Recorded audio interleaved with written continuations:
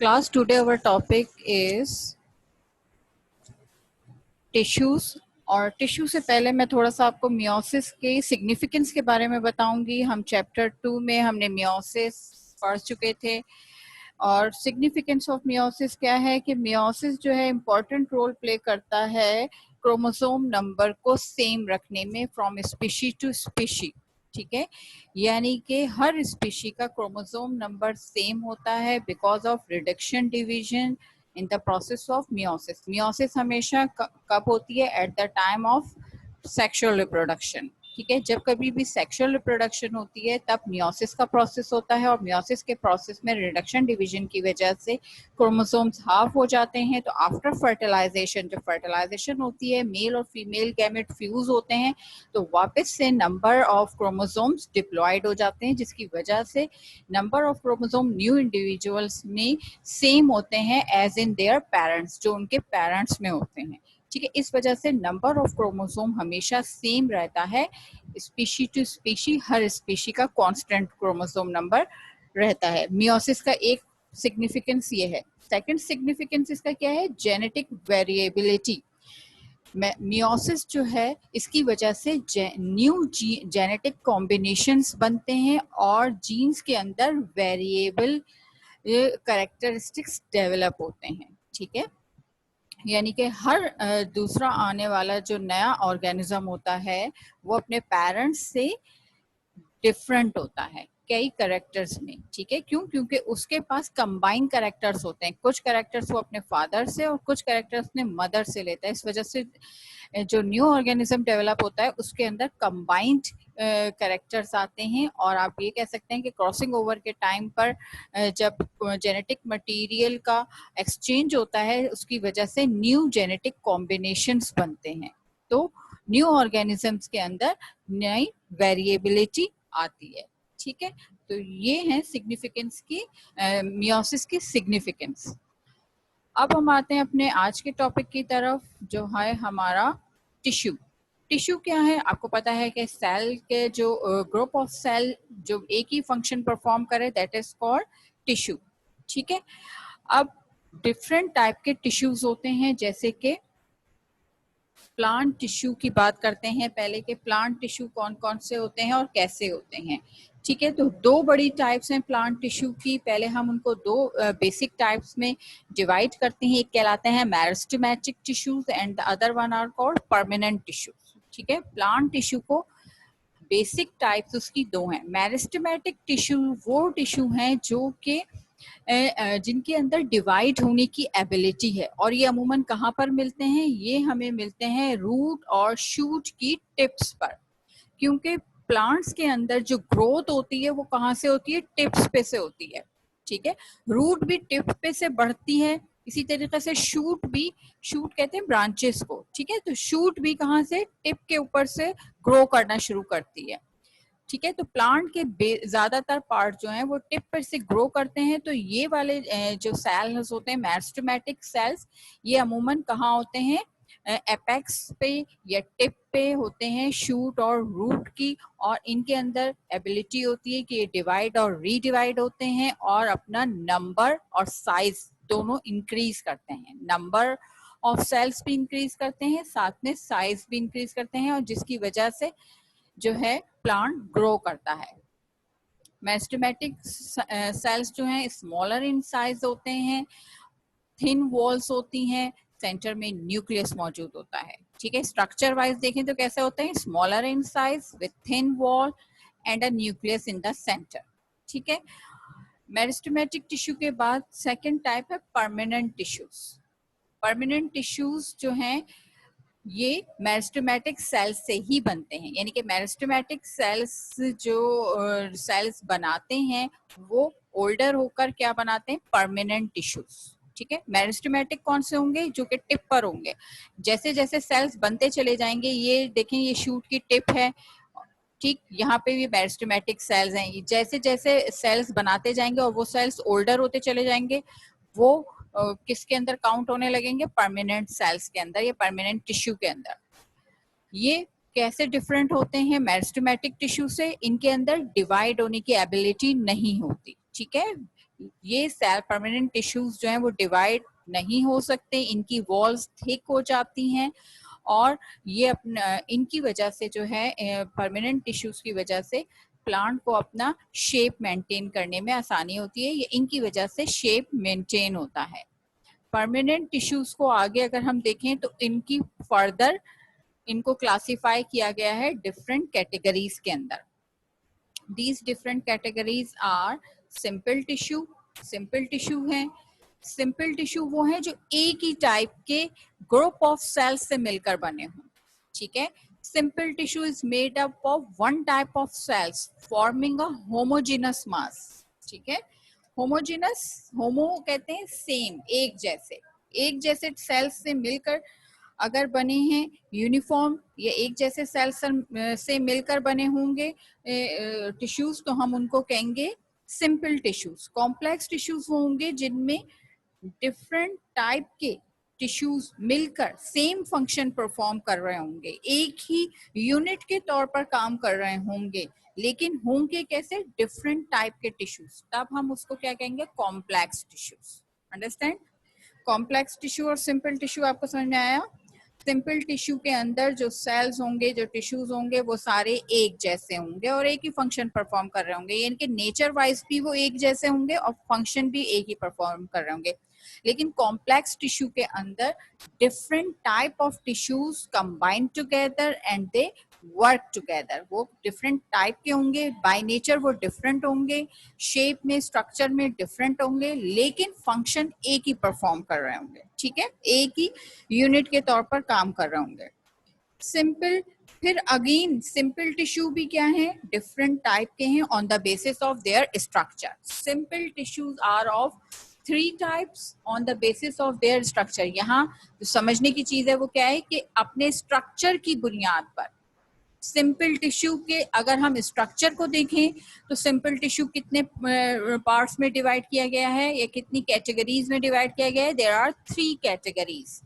Number 1 is parenchyma, 2 collenchyma, third one is sclerenchyma. यहाँ आप इसका पूरा ट्री बना सकते हैं प्लांट टिश्यू का, ठीक है। यानी कि प्लांट टिश्यू को जब आप डिवाइड करना शुरू करेंगे तो आप लिखेंगे पहले 2 बेसिक टाइप्स हैं, meristematic tissues and permanent tissues. Meristematic tissue की कोई ब्रांच नहीं है, ठीक है, वहां से कुछ उसके वो फर्दर डिवाइड नहीं होते किसी भी कैटेगरी के अंदर। लेकिन परमानेंट टिश्यू फिर आगे जाकर 2 कैटेगरीज में डिवाइड होता है, सिंपल टिश्यू, सिंपल टिश्यू और कॉम्प्लेक्स टिश्यू के अंदर। फिर सिंपल टिश्यू आगे फर्दर 3 टाइप्स में डिवाइड है on the basis of their structure. अगर उसके स्ट्रक्चर को देखते हुए हम सिंपल टिश्यू को डिवाइड करते हैं तो 3 टाइप्स उसकी होती हैं, पैरेन्काइमा, कॉलनकाइमा एंड स्क्लेरेन्काइमा। अब आ जाइए पैरेन्काइमा। यहाँ पर जो आपको डायग्राम नजर आ रही है ये भी किसकी है, पैरेन्काइमा टिश्यूज की है, ठीक है। It consist of living cells which are more or less equally expanded. ये देखिए आप, एक जैसे इक्वली एक्सपेंडेड फॉर्म है इनकी, लिविंग सेल्स हैं ये, ठीक है। They are living cells. Living cells क्यों कहा जा रहा है ये लिविंग सेल्स? हम कब तक कहते हैं किसी सेल को? जब तक उसके अंदर प्रोटोप्लाज्म मौजूद है, न्यूक्लियस मौजूद है, वो डिवाइड हो सकता है, तब तक वो क्या कहलाता है, तब तक वो आपका लिविंग सेल कहलाता है, ठीक है। और अगर उसके अंदर कुछ केमिकल्स की डिपोजिशन हो जाती है जिसके बाद उसका प्रोटोप्लाज्म डेड हो जाता है, तब हम उसको डेड सेल्स में कंसीडर करते हैं, ठीक है। अभी ये क्या है, लिविंग सेल्स हैं, क्यों? क्योंकि इसका प्रोटोप्लाज्म मौजूद है, इसमें न्यूक्लियस मौजूद है, एक जैसे इक्वली इसमें इसकी वॉल्स जो है एक्सपेंडेड हैं। These cells have intercellular spaces। आप देखें दरमियान में इनके 2 सेल्स के दरमियान में कुछ स्पेस मौजूद है, ठीक है। हर जगह देखें 2 सेल्स हैं, ये there are 2 cells, in between them there is a gap, ठीक है। They are present in all the soft parts of plant. It is food storing tissue। ये अमूमन प्लांट के किन हिस्सों में होते हैं पैरेन्काइमा टिश्यूज? एक प्लांट है जिसमें रूट भी है, शूट भी है, फ्रूट भी है, फ्लावर्स भी होते हैं, लीव्स भी मौजूद होते हैं। अब टिश्यूज को कैसे डिवाइड करते हैं कि कौन से पार्ट में, लीफ के अंदर कितने टाइप के टिश्यूज हैं, हम ये कहेंगे ब्रांच में कितने टाइप के टिश्यूज हैं, ठीक है। इस तरीके से हम उनको डिवाइड करना शुरू करते हैं। तो अब ये पैरेन्काइमा टिश्यूज जो हैं ये प्लांट के किस हिस्से में होते हैं? तो अमूमन जो प्लांट के सॉफ्ट पार्ट्स होते हैं वहां पर कौन से टिश्यूज मौजूद होते हैं? Parenchyma tissues. Soft parts mean ऐसे प्लांट्स जिनकी ब्रांचेस सॉफ्ट होती हैं, जिनका स्टेम सॉफ्ट होता है, यानी कि जो हर्ब होते हैं। जो प्लांट क्या होते हैं? हर्ब होते हैं, यानी कि ट्री नहीं होते बल्कि क्या होते हैं? छोटे पौधे जो हर्ब कहलाते हैं, हर्बेरियम। ठीक है, तो उनमें होते हैं ये। इसके अलावा फूड स्टोरिंग टिश्यू, चाहे वो फूड किसी भी पार्ट में स्टोर हो प्लांट के, जहां पर फूड स्टोरिंग टिश्यूज होते हैं, जहां पर जिसको आप खाते हैं, जैसे कि ऑरेंज का पल्प है, ठीक है, उसको आप क्या करते हैं? यूज करते हैं एज ए फूड। ये किस टाइप के टिश्यू का बना हुआ होगा? By structure they are composed of parenchymatous tissues. Other one is collenchyma. It consists of somewhat elongated cells with the corners filled with cellulose and pectin. इसकी diagram देखें आप।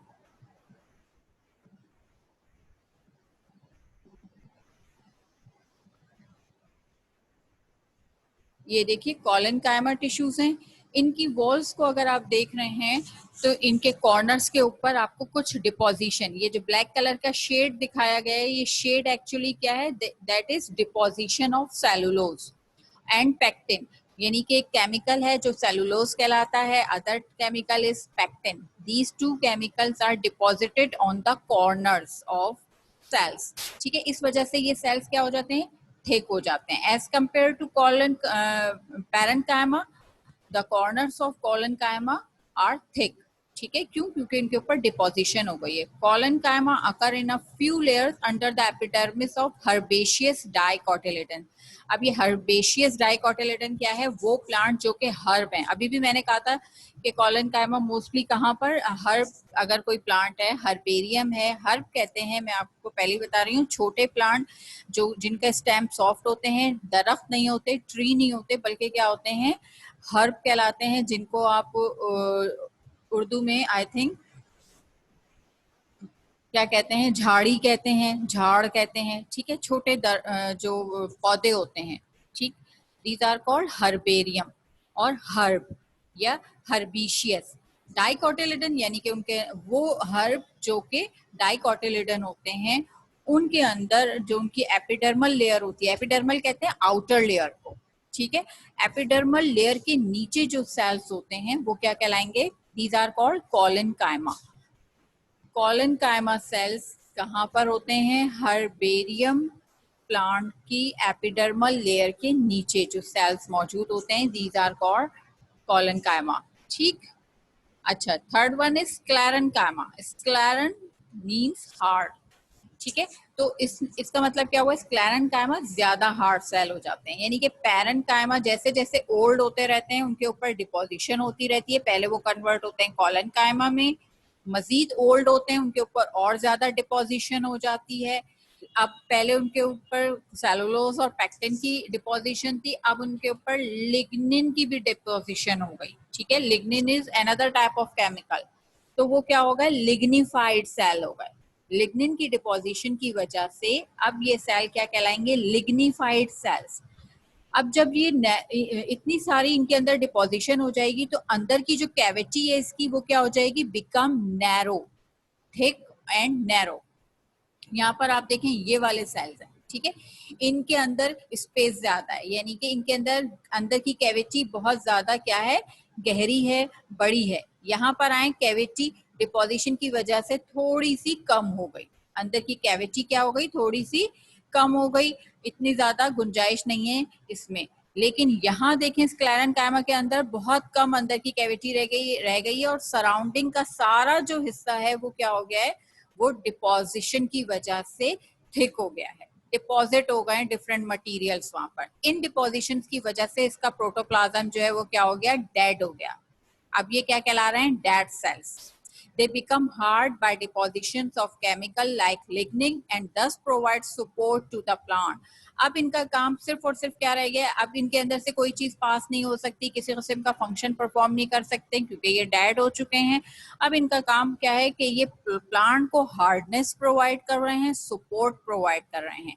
तो ये प्लांट के उन हिस्सों में होते हैं स्क्लेरेंकाइमेटस सेल्स जो सिर्फ प्लांट को क्या प्रोवाइड कर रहे हो, सपोर्ट और hardness. They are found in xylem and hard fruit quotes.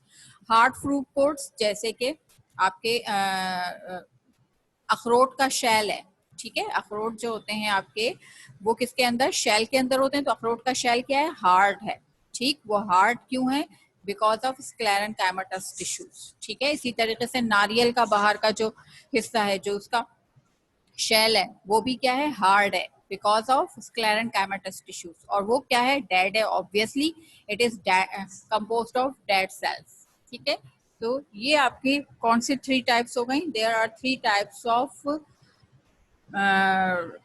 Simple tissues on the basis of their structure. अब ऑन द बेस अब हैं कॉम्प्लेक्स और compound tissues. Complex tissues are mainly of 2 types, xylem and phloem.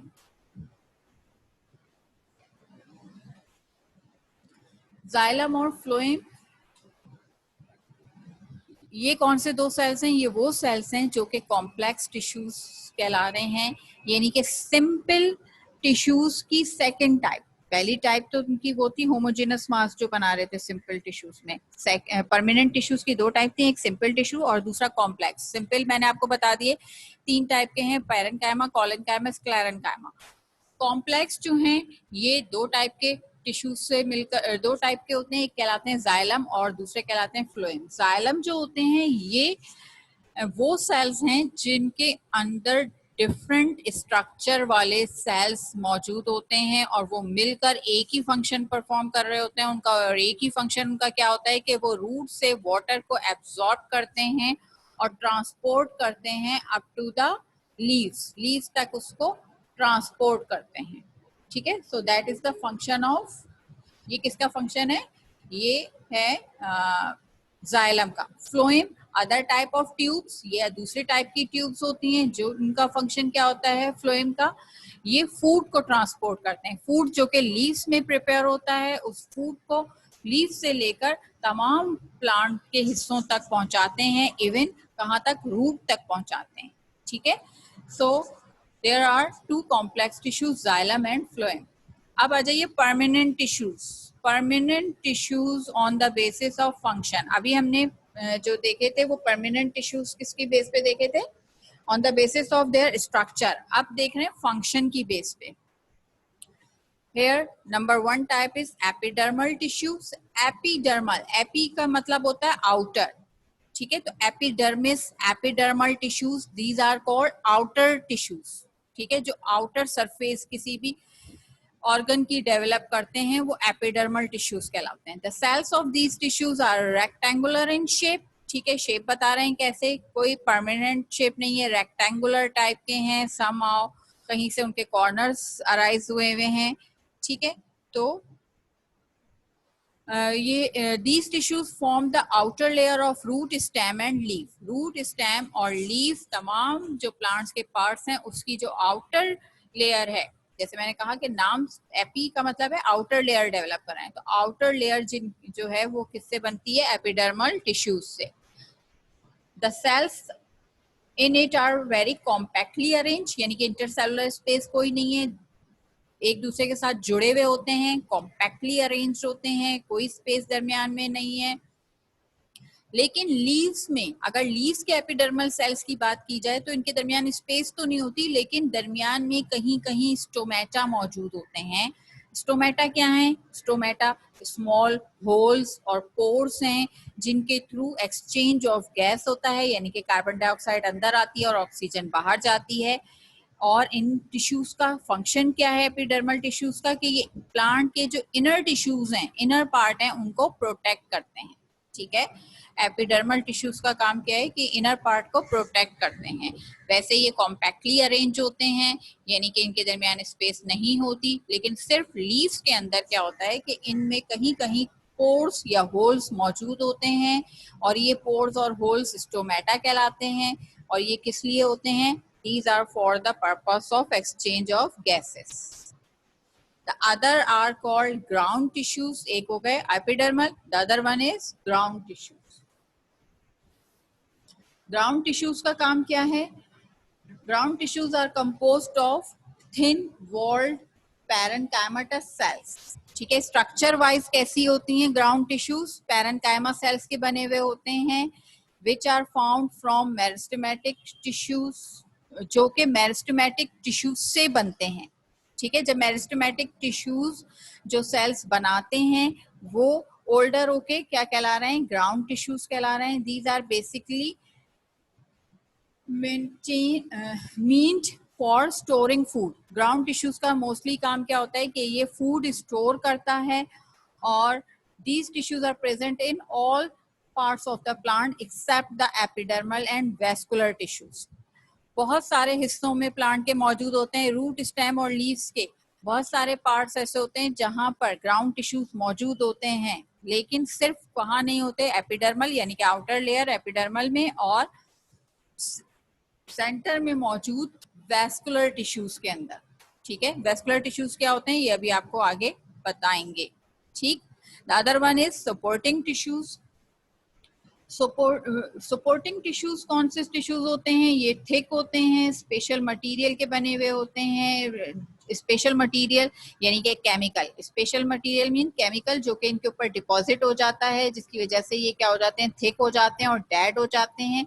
ये sales supporting tissues कहलाते हैं। Obviously क्योंकि ये dead cells हैं, थिक हैं, तो ये क्या प्रोवाइड कर रहे हैं? शेप प्रोवाइड कर रहे हैं, रिजिडिटी प्रोवाइड कर रहे हैं, हार्डनेस प्रोवाइड कर रहे हैं और सपोर्ट प्रोवाइड कर रहे हैं।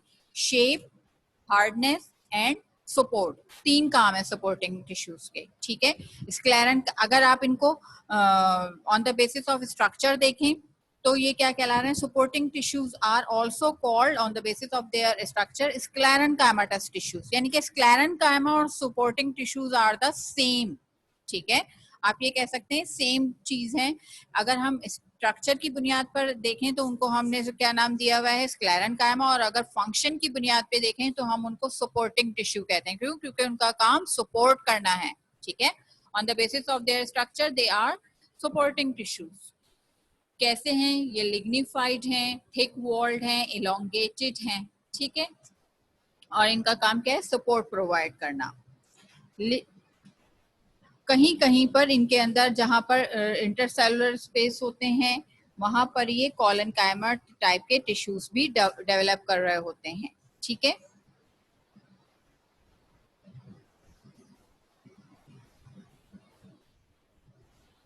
कंडक्टिंग और vascular tissues. Other type is conducting और वेस्कुलर टिश्यूज। कंडक्टिंग टिश्यूज और वेस्कुलर टिश्यूज जो हैं ये अमूमन रूट और स्टेम और लीफ के अंदर जो सेंटर का पोर्शन होता है वहां पर मौजूद होते हैं, सेंटर में बेस कर रहे होते हैं। और ये दो टाइप्स की एलोंगेटेड ट्यूब्स पर कंसिस्ट करते हैं, या दो टाइप के सेल्स पर कंसिस्ट करते हैं जो जाइलम और फ्लोएम कहलाते हैं। जाइलम जो होती है ये कंसिस्ट कर रहे होते हैं स्क्लेरेनकाइमा वेसल्स और फाइबर्स पर। ठीक है, बाय नेचर या स्ट्रक्चर वाइज जाइलम में डिफरेंट टाइप के सेल्स मौजूद होते हैं, स्ट्रक्चरली डिफरेंट होते हैं, लेकिन काम सब मिलकर एक ही कर रहे होते हैं। यानी कि क्या काम है? वाटर को ट्रांसपोर्ट करना रूट से लेकर लीव्स तक, लेकिन स्ट्रक्चर में डिफरेंट टाइप के होते हैं। यानी कि कुछ वेजल्स होती हैं, कुछ फाइबर्स होते हैं। ठीक है, कुछ दूसरे टाइप के सेल्स मौजूद होते हैं, और काम सबका एक ही है कि वाटर, सॉल्ट वगैरह को सॉइल से लेकर लीव्स तक जो है वो ट्रांसपोर्ट करना। फ्लोएम जो है वो दूसरे टाइप्स के सेल्स होते हैं जो स्ट्रक्चर वाइज सीव ट्यूब्स पर और मुश्तमिल होते हैं, कंसिस्ट कर रहे होते हैं, और इसके अलावा कुछ और भी उसके अंदर फाइबर्स वगैरह मौजूद होते हैं। और काम इनका क्या है कि ये फूड को कंडक्ट कर रहे होते हैं from leaves to the root.